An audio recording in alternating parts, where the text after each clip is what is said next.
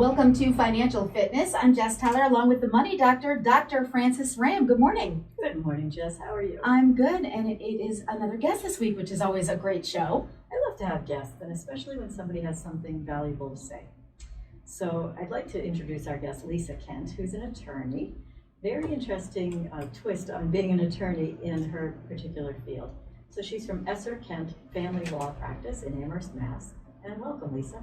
Thank you. Thank you for letting me be here. Well, it's our pleasure. So a little disclosure here, I happened to get into a conversation with Lisa about a mutual client, I think, and discovered that she practices divorce law, but in a very unique way. So can you talk a little bit about your mediation practice and how it's different? Sure. Divorce law has thankfully evolved a great deal from last century, where we used to go to court and we used to have proved fault in divorce.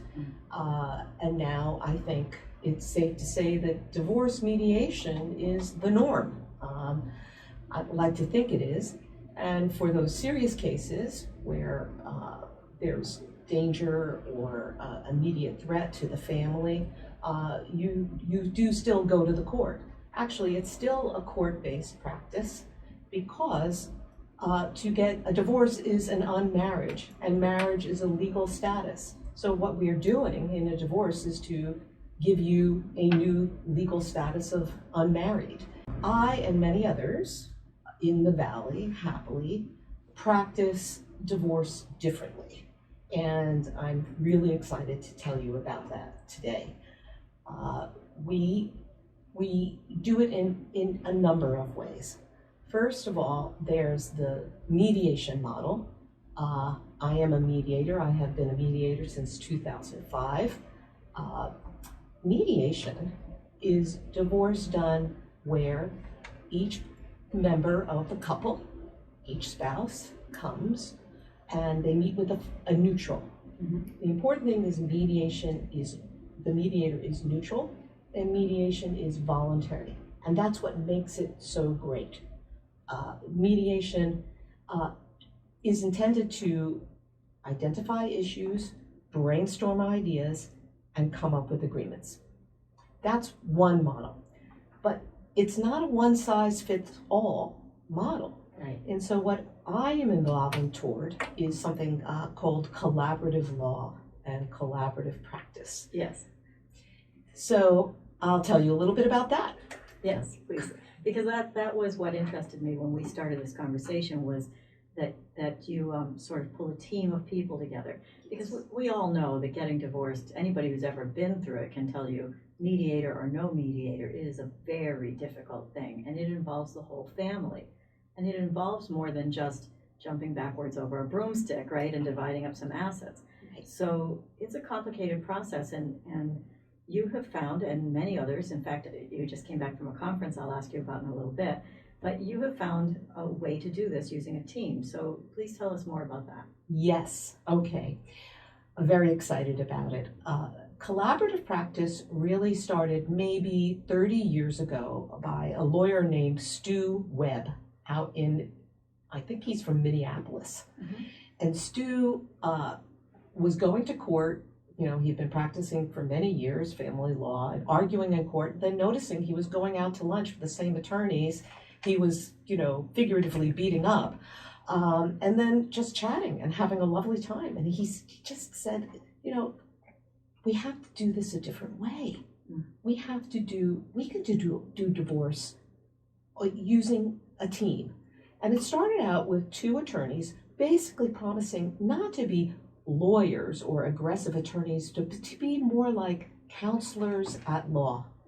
And you would sign a participation agreement, and the participation agreement said, we are going to work as hard as we can to come up with a settlement. Because why not? 95% of all cases settle anyway. Yes. Why not start from the premise that you are going to settle eventually? And what that does is it cuts down a lot of the posturing, a lot of the bravado that some attorneys engage in to impress. And it really says, look, we're going to roll up our sleeves and get down to work. Mhm. And what he figured out that was a really good model. But there's a very important piece of that. In the participation agreement, it says that should this not work out, we agree to fire our attorneys and start from scratch. Oh, what fun. That's high stakes. It is. Yes. I call it, I even call it the poison pill. And at first, when I started doing this practice, I didn't like it at all. I said, wait a second, I am a litigator and I should be with my client through thick and thin. And if this doesn't work out, Yeah. I need to extract them from the collaborative process and take them to court where we can have the judge be the decider, Mhm. right? But I found what happened is you are then bargaining in the shadow of the court, Yes. in the very shadow of that which you want to not be in. Mhm. And people would go through it somewhat half-heartedly, or knowing that they could still come out and use me. Mhm. I recently had cases where I said, no, we're going with that poison pill and the all-out agreement. And it produced a better result. Much to my chagrin, I was proven wrong. And I realized that even when things got very, very tough, where the children were having difficulty in this particular case, 2 little boys, and they were trying to, as children are, want to do, reactive and saying things and really making the clients upset. What we were able to do was we were able to have a therapist Mhm. work with the family, Right. which you would not be able to do in court because Right. the court is not able to supply that service. Well, there seems to be a real incentive, if you're already mired in the weeds on divorce, and it's already difficult for everybody. Almost anybody I've ever talked to will say, I just want it over. In fact, I worry about them making knee-jerk financial decisions because they just want it over. And so it seems to me that the threat of having to fire your attorneys and begin again is enough of an incentive to, as you said, roll up your sleeves and get some agreement on the table. You don't want to start over again. I would think that would be one thing. And the second thing is, when we started talking about a team, when you say we involved a therapist, lots of people out there might be saying, well, I went through divorce and I had a therapist that came in and helped me. Yeah, this is part of your team. Mm-hmm. Can you tell us what a team for you in this collaborative law is made up of? Yes. Comprises the team. First of all, there are many iterations, but the classic form of collaborative law is actually to push the attorneys off to the side and start with somebody called a family coach, who is usually somebody with a clinical background in social work. Often they are a couples therapist, and they will actually run the team. Mhm. They are neutral. Yeah. Okay. Then you have the 2 attorneys, and the addition of the 2 attorneys. This is why I think it's a huge advantage over mediation, is that their loyalties are to their clients first and the process second. Mm-hmm. So they will then advocate for them, but in this forum, in the team process. But, and now this is where you come in, Francis, is there can be, in certain cases, a financial neutral. Mhm. And what they are doing, which I learned more about this weekend when I went to the conference, is that they are preparing budgets for the family. They do a budget, a current budget, and then they do prospective budgets for each individual prospective household going forward. Sure. And from that needs-based paradigm or lens, they then figure out things like child support and spousal support. Right. Now, if you were strictly in a court-based setting, Yeah. you could advocate for yourself and want on a needs basis. The court can't really do that for everybody. The court can't give you such a particularized treatment. The court has formulas, Absolutely. right? We make X, you pay X. Exactly. Right. Yeah, plug in the numbers, that's it. Alimony, the alimony law is crazy because the new one we got passed, well, it's not so new, in 2012 was, it's between, 33 and 35%. I think those are the percentages, don't quote me on it, of the difference between the parties' incomes. And it drives attorneys crazy. Yeah. And It's not so it's great for the person paying the alimony either. I'm especially, sure, yeah. yes, Yeah. yes.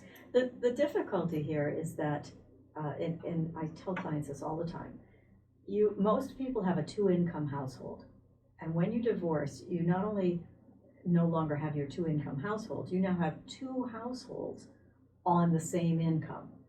And it always seems to end up with somebody saying, well, I can't afford to live on my own, so you're going to have to pay more of my bills.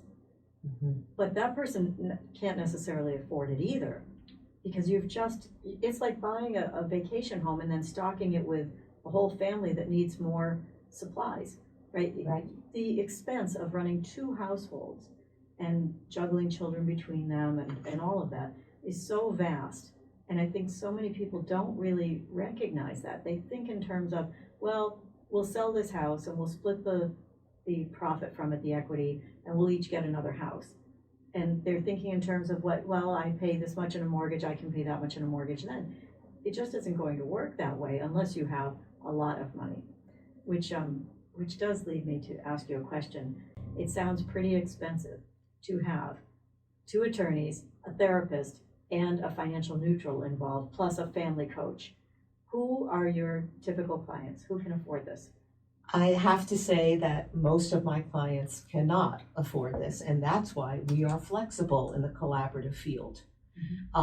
Typically, I will work with just 2 attorneys, both of whom have mediation training and collaborative law training. Yes. And what we do is we literally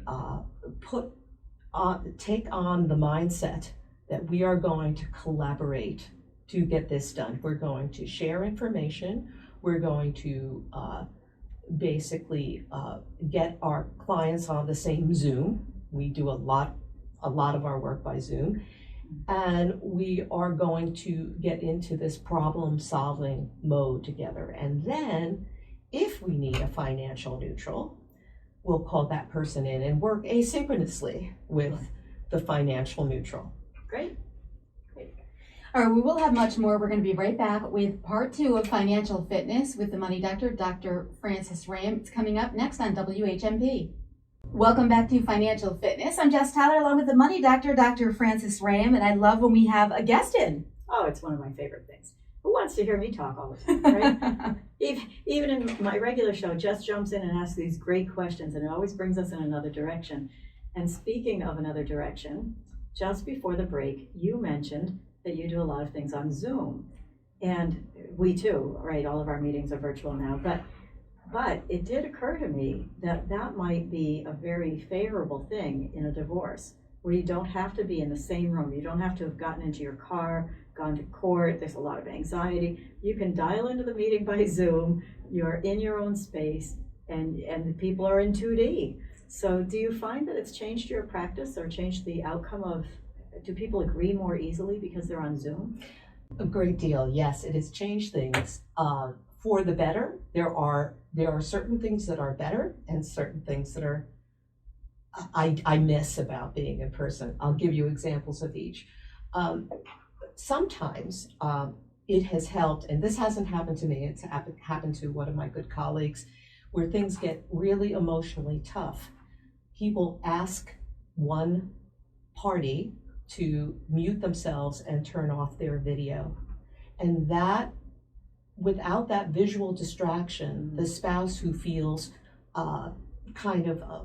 is having a tough time can speak and just focus one-on-one with the mediator. Mm-hmm. It is as though the other spouse has stepped out of the room. Right. But that other spouse is there to still listen to what they're saying. Sure. And then the mediator will then say, turn them back on and say, okay, did you have a chance to listen to them? What did you think of that? Do you think there's something we could work with there? And it's helped a great deal. But I have to tell you, the opposite is also true, because I went recently to a three-way, a mediation. We call it attorney-assisted mediation, and then the mediator was sitting there, and the attorney, who I know very well, was sitting opposite me, and I could finally, seeing her from the neck down, I could see what paper she had in front of her, and I knew what topic she was going to move to next, just by which paper she was taking out of her folder. And I was thinking, aha, we don't get this on Zoom. This is pretty nice. Well, anybody who's ever worked with body language will tell you, I have a number of therapists as clients, and some of them are okay with it. They feel like it disarms the people a little bit more, and as you said, sometimes you can have breakthroughs because they're not in the room with you. But the more seasoned therapists that I've talked to often miss the body language.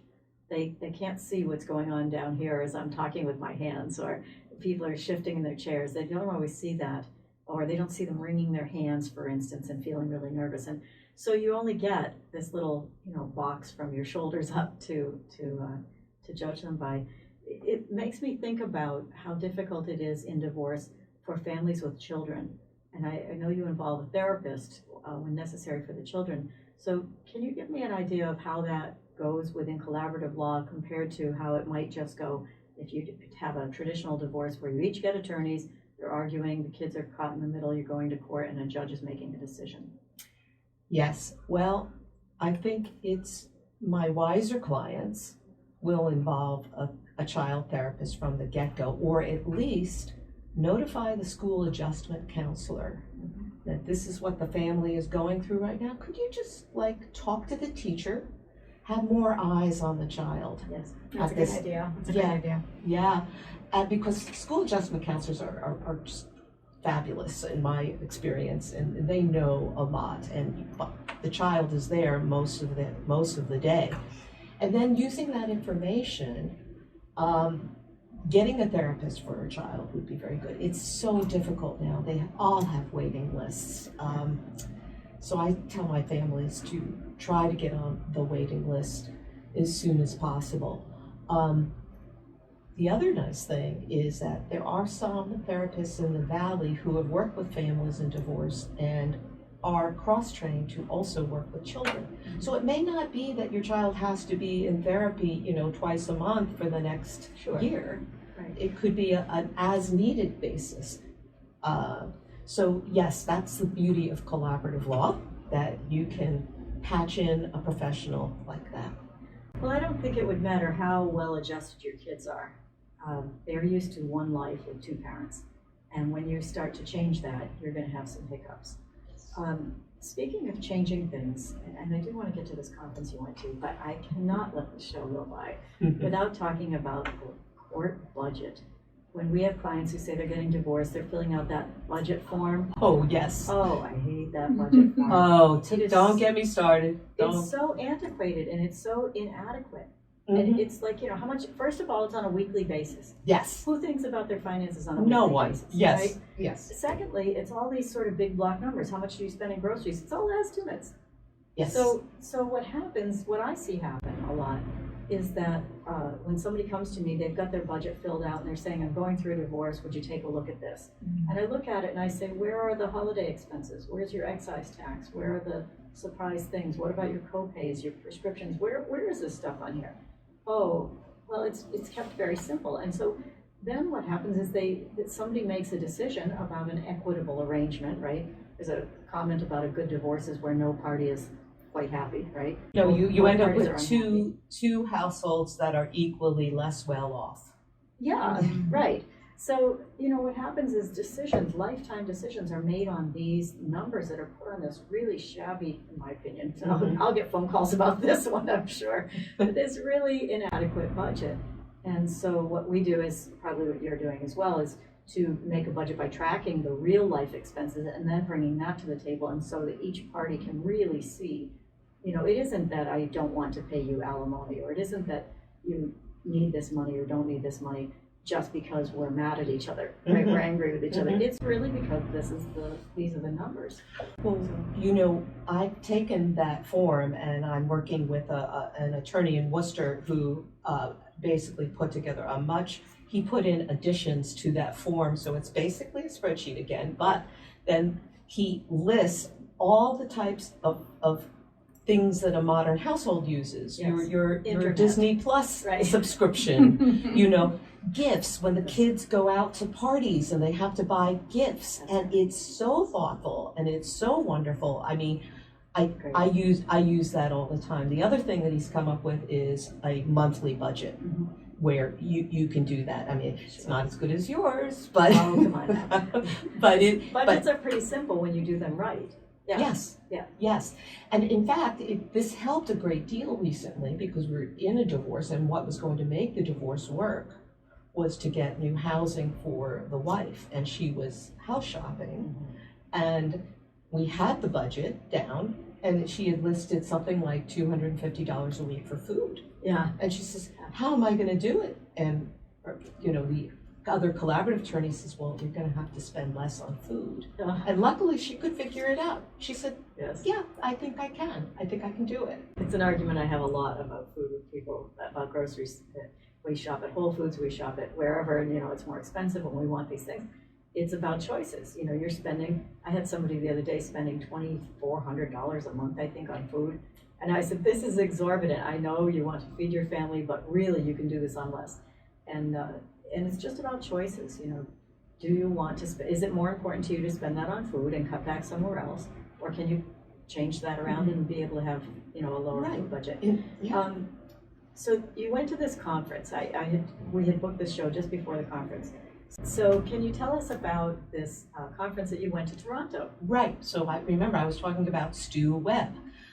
Stu Webb started an association called the International Association of Collaborative Professionals, IACP, and since it's become a huge worldwide movement, and not surprisingly because it makes so much sense, and it has also grown not just from divorce, but to business lawyers who would otherwise advise people on closely held family businesses, most commonly, which are like family, often involve family members, and are like divorces when you have to dissolve them.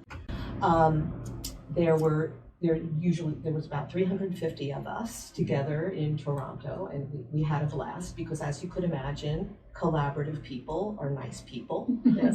And we had a tremendous time, basically cross-pollinating a great deal between talking to therapists about how they work, and then the lawyers were learning from the therapists, and the therapists were learning things from the lawyers as well, and then the financial people were learning kind of from both. But that's kind of the triad that came out from this conference.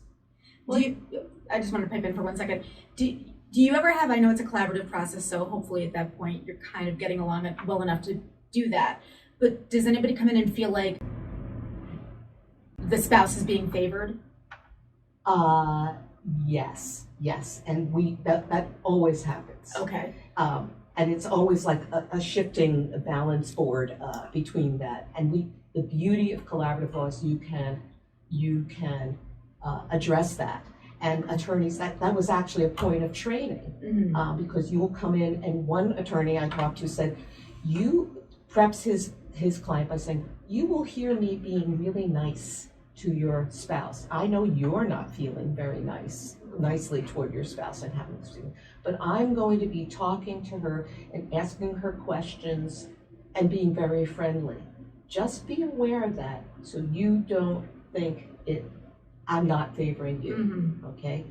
Very good question. Yeah, I can imagine that being a problem. Jess always asks the greatest questions. She really does. Yeah. Can I ask I'm going to go way back now and just say, when did you know you wanted to be an attorney?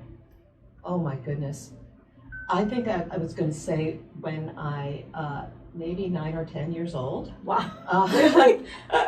You were winning arguments with your parents and decided you were really good at persuasion? Yes, I wanted to be an attorney or a psychologist. And I think, and then after graduating with a liberal arts degree, and doing some teaching internationally in Japan, and then coming back, I realized I wanted to be able to have power and use it wisely in a very, very broad way. And I've done a lot of different types of law. I was a commercial litigator for a long time. I worked for the New Jersey State Legislature and drafted bills. I did many types of work, but this speaks to my heart. Oh, I'm so glad. And I want to thank you for being a guest, but just one last thing I would ask. What advice would you give to somebody if they are considering, divorce is right on the edge, they're considering getting divorced, and they don't know where to go for help? Well, I think early intervention is your best tool, is your best work.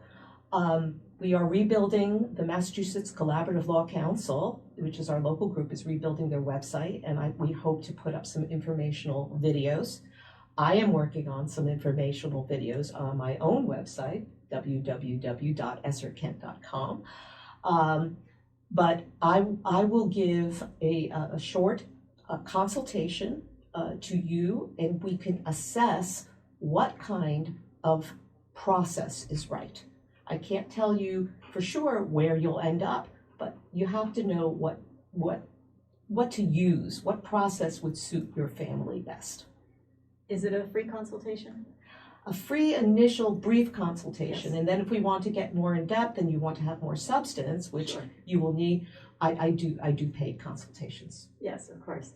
So I really want to thank you, Lisa, for coming in and talking about this collaborative law practice, and I hope that it might help someone who is going through divorce to get through it more smoothly. So thank you, Lisa, for coming to join us from Esser Kent Family Law in Amherst, and I understand you might be changing the name. Yes, to be continued. Okay, Yes. great. Thank you very much. We will have you come back definitely for another part. This was just so interesting. I'm sure people are going to have questions, so let's get your phone number. They can reach us at 413-773-3333 or at info@hugyourmoney.com. And as always, if you want to send in a question and we use it on the air, you can get a copy of the book. Actually, that's big news. I didn't even get a chance to tell you about All right. it. It has been re-released, and it has lots of updated information and expanded information about retirement, etc. The title now is Retire Debt and Retire Well. I love it. Thank you so much. Thank you both. We'll be back again next Saturday with another edition of Financial Fitness right here on WHMP.